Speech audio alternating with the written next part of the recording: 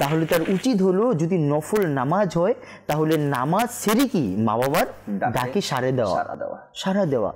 আমাদের পূর্বের বুজুর্গানি দিন রহমতুল্লাহি তাআলা তারা কেন বাপমার প্রতি খেয়াল ছিল। একবার এক বুজুর্গ রহমতুল্লাহি তাআলা আলাই ইনি আপনার কোথাও ছিল, ইনার মা ডাক দিল আর সে ডাকের যে আওয়াজ উত্তরটা একটু উঁচুভাবে দিল, তো তার কাছে এটা বেদবি মনে হলো, এর কারণে ইনি 2টি গোলাম আজাদ করে দিল।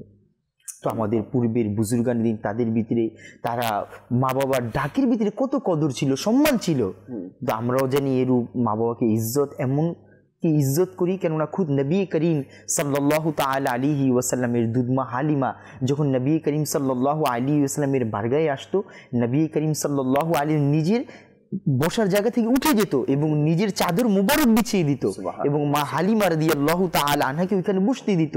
সাহাবায়ে কেরাম আরজ করলেন, ইয়া রাসূলুল্লাহ সাল্লাল্লাহু আলাইহি ওয়াসাল্লাম, এই বৃদ্ধ মহিলা কে?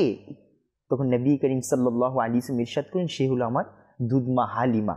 তো যদি দুধমার এই সম্মান হয়, যিনি দোনো জাহানের মালিক ও মুক্তার, হুজুর সাল্লাল্লাহু আলাইহি ওয়াসাল্লাম যিনাকে আল্লাহ তাআলা উভয় জাহানের সরদার বানিয়ে দুনিয়াতে পাঠিয়েছে, তো যদি তার সম্মানের ব্যাপারে, দুধমার সম্মানের ব্যাপারে এত ইহতিরাম, এত সম্মান হয়, তা আপন মার ব্যাপারে কেমন ইজ্জত হওয়া দরকার। রাসূল করিম সাল্লাল্লাহু আলাইহি সাল্লাম তো এটাই উম্মতকে শিক্ষা দিয়েছেন কি তোমরা মায়ের প্রতি সম্মান প্রদর্শন করো, তোমরা মাকে ভালোবাসো, বাসতে হবে।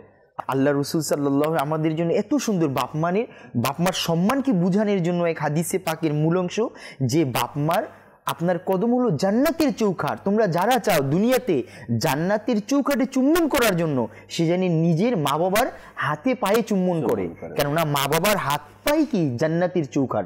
তো কোরআন ও হাদিস অনুযায়ী বাপমার সম্মানকে জান্নাতের সাথে তুলনা করা হয়েছে, তো তাদের সম্মান কত।